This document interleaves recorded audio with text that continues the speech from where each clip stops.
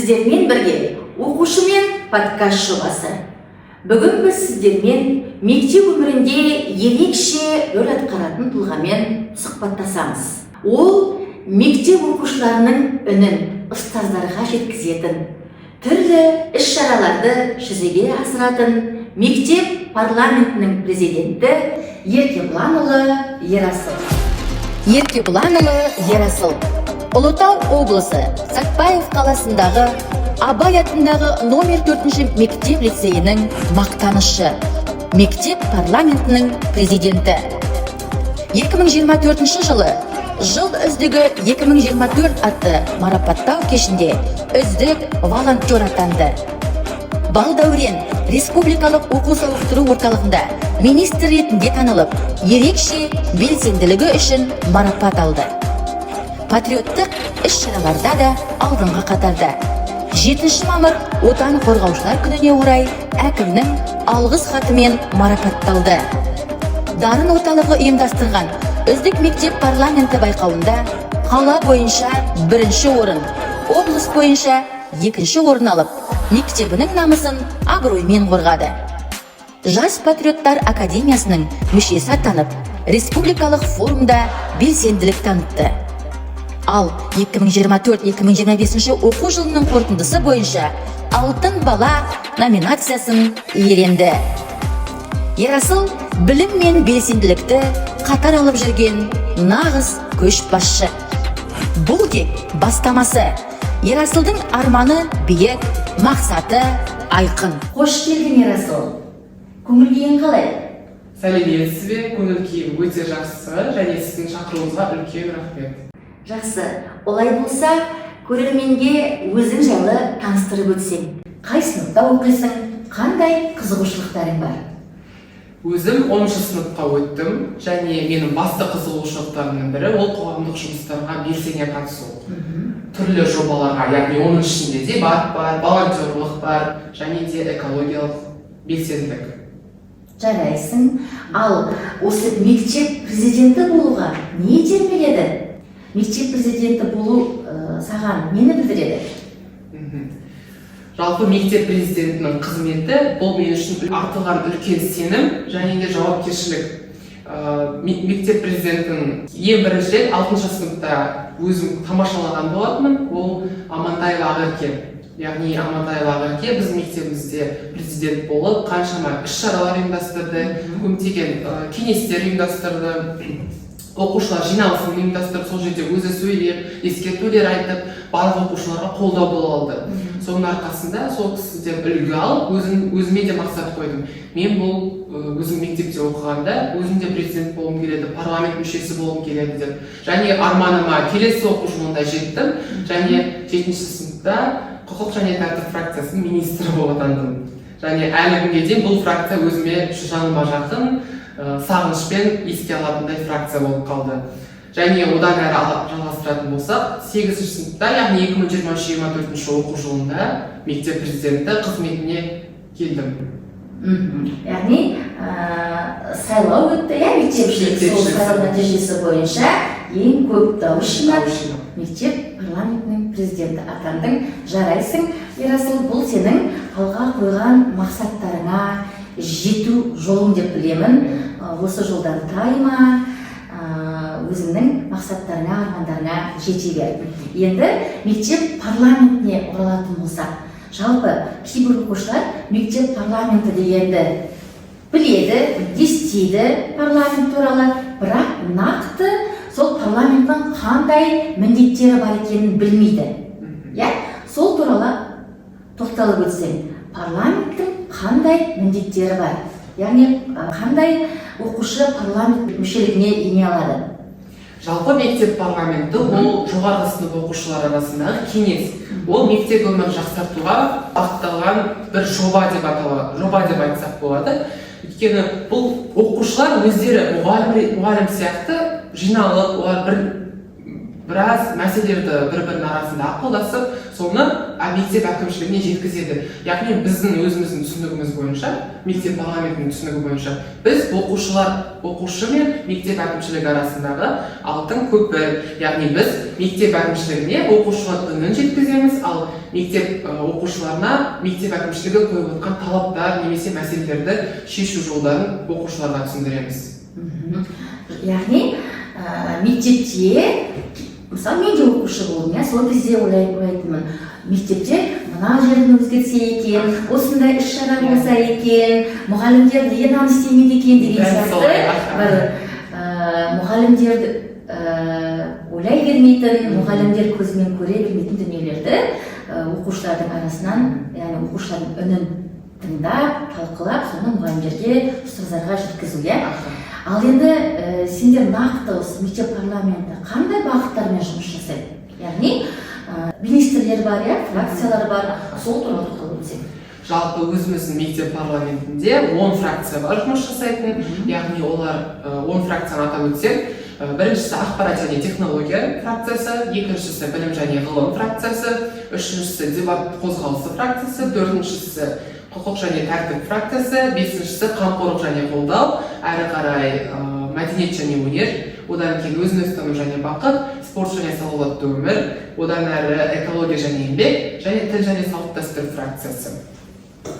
Жалпы бізде 10 фракция бар, енді әрбір фракцияның атауында да тұр, қандай бағытқа байланысты. Мысалы, ақпарат және технология фракциясы, олар баспаға жауап береді, яғни мектеп парламентінің қызметін әлеуметтік желілерге салып отырады, немесе хабарландыруға жауап береді. Солай, ал мысалы спорт және салауатты өмір фракциясы спорттық жарыстар, спорттық акциялар, сондайлар ұйымдастырады мысалы. Сол, мысалы, әр оқу жылының басында сендер өздерің бір парламенттің жоспарын құрасыңдар, Ол жоспар, яғни былтырғы оқу жылында бірге жұмыс жасаған болатынбыз.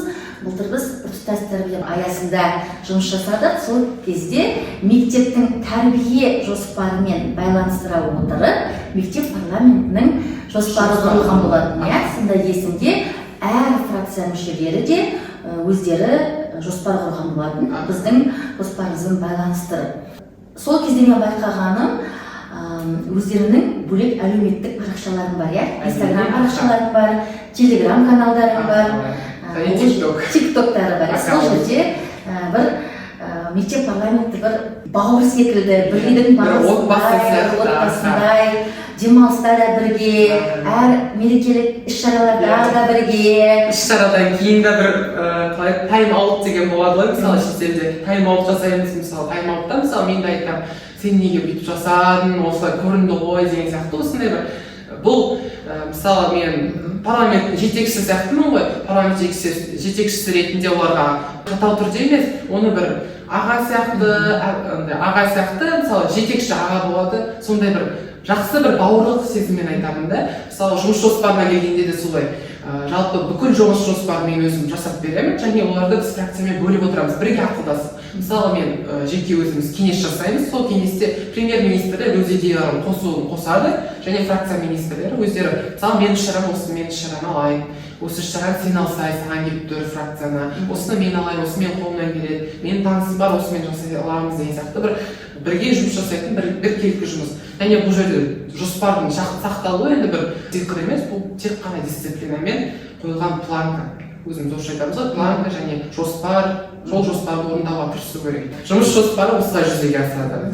Жақсы, былтырғы 2024-2025 оқу жылында қандай ірі жобалармен жұмыс жасадыңдар? Қандай ірі проекттер болды?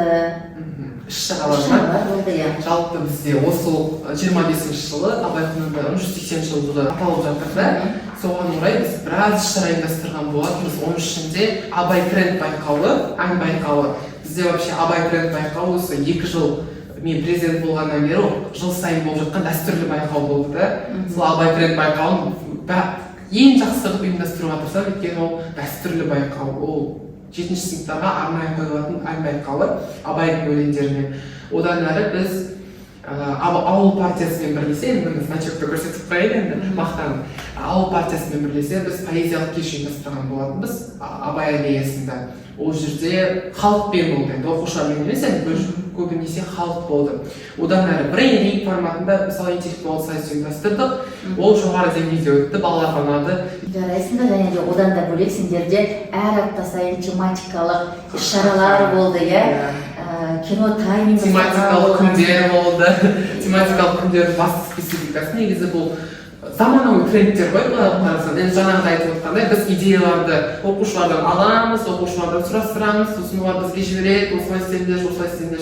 Сосын біз оны мысалы сізбен ақылдасамыз, Альтамбергенмен ақылдасамыз, және оны фильтровать етіп алып шығарамыз да былай әкелеміз балаларға. Чокодей болған. Чокодей мысалы. Жақсы. Енді біраз ауқымды шаралар өтті. Оның барлығын сіздер өздерінің әлеуметтік желіге салып отырдыңыздар. Осы жерге астында қазір Абай мектебінің әлеуметтік желісін белгілеп кетеміз. Тіркеліңіздер. Енді Ерасыл, көшбасшылық. Жалпы мектеп президенті болу оңай емес шығар. Осы 2 жыл мектеп президенті болдың. Сол кезде қандай қиындықтар кездесті? Жалпы кез келген карьерада, мысалы, жалпы жұмыста қиындықтар болады өзінің. Мысалы, біздегі қоғамдық жұмыс болғандықтан бізге көп сыни олар айтылады да. Ол, мысалы, мұғалім тарапынан болсын, оқушы тарапынан болсын, ол көп кездеседі мысалы. Өйткені әркімнің өзінің ойы. Бір жағынан былай қарасаң дұрыс болады, бір жағынан қарасаң екінші жақты, ол да дұрыс. Бірақ былай қарағанда сыни олар өте көп, бетпе-бет қиылысады олар. Бірақ менің өзімнің принципім барлық нелерге айтарым. Қиындықтан қашпай, мәселені шешу жолын іздеу, ол нағыз көшбасшының парызы деп танимын да. Сосын біз мектеп парламентімен де өзім де тәрбиелеймін, мысалы өзімнің министрлерімді. Әрдайым қиындықтан қашпау керек, қиындықпен кездесіп, бетпе-бет кездесіп, сол қиындықты шешу жолын ізде деп солай үйретемін да. Сосын біздің өзіміз мектептің тәрбиесі өзіңе сен өзіңді алып шығар, ақыл мен еңбегім екі жақта. Дұрыс айтасың. Ал енді нақты бір қиындық туғызған бір мәселені бөлісе аласың ба осы жерде? Өзіңе бір 2 жылда бір есте қалған. Өте есте қалып қалған бір травма дейміз ғой, конфликттерде сондай ма? Бұған қайсысы айтсам болады, Гакку Кидсті айта аламын. Ол өте үлкен байқау болды. Оған даже біз мысалы тәтті приздер алып келдік, анау болды бүкілі. Бірақ ең жаманы бір қатысушыларымыз өте жақсы шығып келатқан қатысушылар екінші сыныбы, олардың өлеңі дұрыс қосылмай қалды, бірде минус, бірде плюс болып кетті. Бұл енді дайындаған оқушының қателігі болған болатын. Енді бірақ ол оқушыны мен өзімді түсіндім. Өйткені ол әдейі жамандықтан, әдейі қасақана жасаған жоқ, ол байқамай ссылкада қателесіп, ютубтың ссылкасы қателесіп кеткеннен сондай шығып қалды. Яғни техникалық ақаулардың әсерінен жақсы дайындалған сыны орындалмай қалды, иә? Былай алып қарасаң, ол үлкен дұрыс тәжірибе болып бізге. Біз былай айтайыншы, тағы да қосқым келіп тұр да. Мектепті өзгертудің ең үздік жолы мектептің бір бөлігіне айналу. Неліктен? Өйткені бір нәрсені жанып тұрып жасап өзіңнен өткізген кезде ғана сен өзіне үздік бір көрсеткіш нәтиже шығара аласың. Мысалы, мұғалімдердің де өзінің жұмысында да солай ғой, сен өзіңді жанып тұрған өзіңді бересің мектепке, және сен үздік шәкірттер тәрбиелейсің. Сол сияқты біздің де жұмысымыз сондай. Біз өзіміздің толықтай өзімізді жанып тұрған, толықтай өзіміздің құлшынысымызды мектепке береміз де, сол біздің жұмысымыздың нәтижесі балалардың есінде қалғаны біз үшін ең үлкен марапат. Жақсы, ол бір жақсы бастамалардың бірі деп білемін. Және де дұрыс айтасың, егер де әр адам өзіне ұнайтын ісмен айналысса, сол істен, сол жұмыстан, сол қызметтен рахат алса, онда өмірдің босқа өтпегені, уақыттың босқа өтпегені. Жайлыдан жай босқа ойын ойнап, немесе бір керегі жоқ видеоларды көріп, бір уақытты зая өлтіргенше, сендер секілді мектептің бір жұмысына араласып, мектептегі бір болып жатқан іс-шаралар жүзеге асырып, бір сондай ол дұрыс деп білемін енді. Сосын мысалы біздің мектепте тек қана парламент жұмыс істемейді, ол ойламау керек ше. Біздің мектебімізде адал ұрпақ ұйымы, ол еріктілер қауымы, яғни олардың басты спецификасы ол жемқорлыққа қарсы идеологияны ұстану. Яғни оны жаңағыдай агитация жүргізу сондай. Сосын одан бөлек жақсы ұлан ұйымы бар, және жерлеушілер клубы бар. Мысалы бізде негізі мектеп, біздің 4-ші лицейімізде өте көп осындай оқушылардың белсенді қауымдары жұмыстары өте көп жүргізіліп жатыр. Сондықтан біздің мектебіміз сол бойынша үздік болып танылған. Яғни өзің сияқты көшбасшы оқушылардың арқасында мектепте түрлі іс-шаралар, түрлі жобалар жүзеге асырылып жатыр. Дұрыс айтасың. Енді сен өзіңнің командаңа тоқталып өтсең, мектеп парламентіне таныстырып өтсең, өзіңнің ұжымың ғой енді. Ұжымыңызда қалай жұмыс жасайсыңдар? Командаңда неше адам бар? Мен сразу көріп тұрсыздар ма, мен парламентім туралы әңгіме кеткенде сразу күлкі, менде жақсы көңіл-күй сондай басталады. Өйткені мен ең басты айтатыным, менің парламентім ол менің отбасым. Олар менің тірегім, олар менің отбасым, олар мені қолдайтын жандар да. Біз парламентімізбен жалпы жұмыс үшін емес, енді біз баламыз ғой, былай алып қарасаң, біз оны ойын күлкімен етуге тырысамыз да, әрбір жұмыста кез келген іс-шарадан кейін мысалы біз ойын күлкімен бітіруге тырысамыз. Бірақ сығатын кезде сығамын, өйткені ұрысатын кезде ұрысып аласың, иә? Әрине ол ұрысқанда емес, ең бастысы мен ол жаңағыдай наставничество, осылай істе, осылай істеме, бұл дөрекі көрінеді, бұл осы жақсы көрінеді, осылай кішіпейіл көрінеді, осылай жүр, осылай өзің ұста, осылай сөйле деген сияқты осындай бір премьер-министрлерім бар ғой, Жанерке мен Кәусар, олар көп кезде мені выручает, керек кезде орнымды басып тәлімгерлікті жүргізе береді, керек кезде іс-шараларды өздері қатырады, сондай бар да, сол үшін оларға үлкен бір рахмет десем қате болмайды. Үздіксіз болуы жұмыстың, ол біздің жұмысымыздың нәтижесінің кепілі да, біздің жұмысымыздың үздіксіз болуы, ол біздің жұмысымыздың нәтижесінің шығуына кепіл. Өйткені мектеп парламенттері бар, көп мектеп парламенттері бар. Бір көресің Инстаграмында 9-шы мамыр күні шалады. Содан мен жоқ, мүлде жоқ. Ал қайта мысалы біраз нәрсе салуға болады. Мысалы 8-ші мартта салады, болды. 1 апрельдің 15 апрель ғарыштар күніне бірақ келеді, өздерімен айтылғаны. Ал біз болса жыл бойы әйтеуір қала тұрғындарымен сұхбаттасу өтті, абай тренді бар, күз аруы бар, қалалық күз аруына барып келді. Біраз нәрсе бар да, соның бүкілі былай алып қарасаң бұның бәрі еңбек, бірақ бұның барлығы еңбектен бұрын бұл мектеп үшін жасалып жатқан бір жылы сезіммен жасалып жатқан бір қамқорлық, тұлғалық тәрбие деп жатырсыз ба? Сіздерге мысалы біздің мектепте тәрбие завучтарымыз көбінесе тұлғалық тәрбиеге қатты тоқталады, бұл өте дұрыс деп санаймын өзім енді. Өйткені бұл тұлғалық тәрбие бізге өсуге және дамуға үлкен кепіл береді де. Мысалы бізде қазан айында бізде форум өтті республикалық біртұтас тәрбиеге бағытталған. Ол жерде мысалы маған Балдәурен республикалық сауықтыру орталығы мысалы жас патриоттар академиясына қабылдап патриоттар академиясының мүшесі атандым. Мысалы оның куәлігі және өзінің медалі бар да. Мысалы ол барлық нәрсенің ол мысалы осылай мен мектебім жіберді да, мен мысалы біраз басқа облыстарды қарап келдім. Қалай істейді оларда қандай спецификалар, олардың парламенттері қалай жұмыс жасайды деген сияқты бір өзім біраз салыстырмалы түрде қарадым да, мен өзіме түсінгенім біздің ең басты ерекшелігіміз бізде бостандық бар парламентте. Сен өзің үшін отырдың ба өзің ол рөлге? Өзіңді максимально алып шығар, өзіңді максимально көрсет халыққа, өзіңді көрсет дегеннен бұрын халық үшін қызмет етуден қашпау керек. Өйткені қоғамдық жұмыс ол тұлғалық тәрбиеге нақты ең басты факторлардың бірі. Мысалға, мектеп көшбасшылық. Қазір сендер мектептің көшбасшысыңдар, иә? Сендер өздерінің арттарында еріп келе жатқан ана қарындастарың бар, иә? Солардың арасында, яғни төменгі сынып оқушыларының арасында сол парламентке осы бала келеді-ау деп бір келесі көшбасшыларды дайындайсыңдар, иә? Сонда сендер оқушының қандай қабілеттеріне мән бересіңдер? Мен шыны керек, көбісі айтады ғой, бәріне тез, қатты оқымысты баланы таңдағым келеді деп айтады мен, мысалы, басқа президенттермен байланышта болғанда, сондай да сөйлесеміз ғой жұмыс бабымен. Мен әрине оқымысты болу керек, ол бала жақсы оқитын, ақылды болу керек. Бірақ одан бұрын ширақ, енді бүкіл шаруаға тез бейімделе алатын сондай адам іздегім келеді де. Егер қоғамдық жұмыста тек қана сабақ оқып жүрмейсің ғой, ол жерде мысалы жүгіретін кезде жүгіріп барып келу керек, осы іс-шараға осындай гранттан алып келу керек, шығару керек, ол графический дизайн да бұл жерде келеді, бұл жерде сценарист та келеді, бүкілі келеді да. Бұл жерде бәріне тез үйрене алатын және бұл жаңағы кез келген нәрсеге тиянақты жұмыс жасайтын адам керек. Өзі үйренгісі келетін, құлшынысы бар адам іздеген дұрыс. Яғни парламентке мүше болғысы келетін, ниеті бар, жауапкершілігі бар.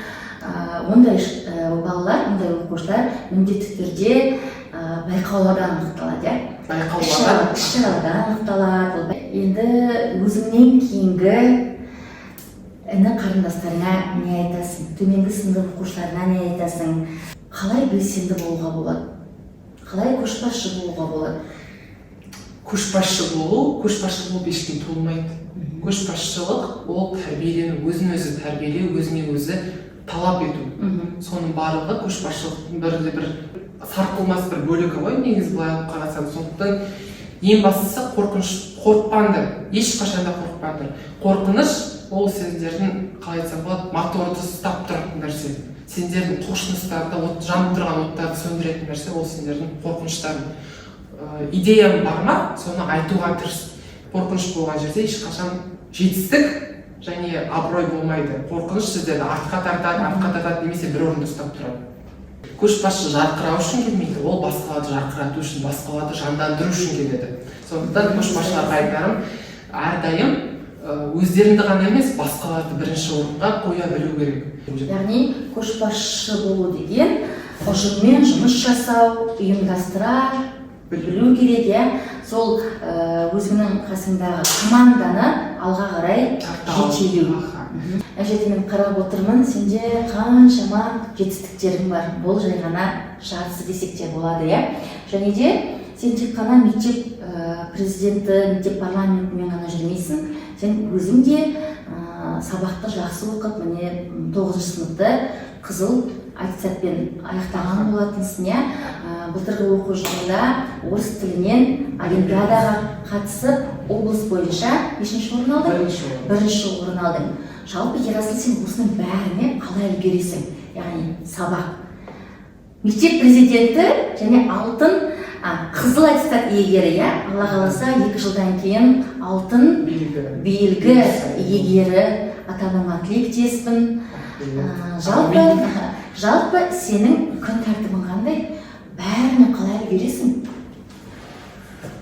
Күн тәртібім әр күн әртүрлі өтеді менде. Әр күн әртүрлі. Бірде-бір күн қайталанбайды менде. Өзім байқайтыным сол. Және мысалы таңғы 7-де тұрып, кешкі 11-де 12-де ұйықтаймын. Өзімнің ұйқыма жақсы сай келді деп. Достар, жаңада 2024-25 оқу жылында біздің Ерасылымыз алтын балар номинациясының иегері атанған болатын, және де осындай арнайы статуэткамен марапатталған болатын. Мінекей қараңыздаршы. Және де Ертібанова Ерасыл бізде 2 жыл қатарынан мектеп президенті болды. Келесі жылы бізде жаңа көшбасшылар болады, жаңа министрлер болады. Сол келесі болатын мектеп парламентіне өзің секілді қолдаушы керек. Барлық жаңа айтылсын ғой, барлық білетімен бөліскім келеді деп. Рахмет көп Ерасыл. Бүгін енді барынша ашық сұхбат жасауға тырыстық. Кейбір жерде мүмкін ойымыз шашыраңқы кеткен шығар, бірақ біздің барлық бүгінгі мақсатымыз жалпы көшбасшы қандай болу керек, көшбасшылыққа қалай ұмтылу керек, сол тақырыпты аша алдық деп ойлаймын. Жетістіктері көбейе берсін. Әрі қарай осы мектеп парламенті кезінде, президент кезінде алған іс тәжірибелерім алдағы уақытта саған көмектеседі деген сенімдемін. Сен біздің мектебіміздің тарихында қалатын оқушылардың бірісің, және де болашақта жаңа айттым ғой, алтын белгі иегері атанып, өзіңнің нақты алға қойған мақсаттарына жетуіне тілектеспін. Көп рахмет. Сіздерге де үлкен рахмет шақыруларыңызға. Негізі осындай бір ашық микрофонда оқушылармен подкасттар түсірген негізі өте жақсы бір қалай айтсам, бұл үлкендерге де жақсы ғой, мысалы қазіргі балалардың ойында не бар деген сияқты білу. Сондықтан осындай бір подкаст жасалып отқанына үлкен рахмет. Және бұл жерде енді басшымыздың бір тәлімгерлігіне тағы да бір айта кетуге болады рахметім. Жақсы, енді бұл біздің бұл подкастымыз әрі қарай жалғасады. Құрметті достар, бүгін біз сіздермен мектебіміздің парламентінің президенті Еркебанұлы Ерасылымен ашық, еркін түрде сұхбаттастық, әңгімелестік. Нағыз көшбасшы қандай болу керек екенін білдік. Рахмет, Ерасыл. Алдағы оқу жылына сәттілік тілеймін. Және де мен саған осындай блокнот сыйлағым келіп отыр. Бұл блокнотқа өзіңнің нақты мақсаттарыңды, жоспарларыңды жазып, жетістіктерге жете бер. Рахмет, сіздермен болған оқушымен подкаст жобасы. Келесі кездескенше сау болыңыздар.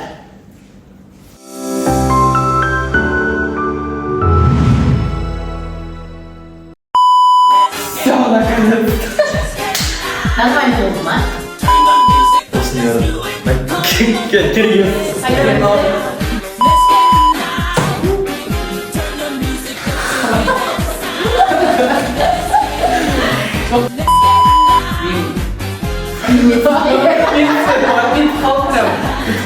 Осыны саламын қазір.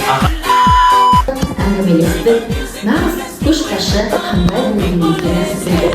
Рахмет, Ерасыл. Алдағы оқу жылына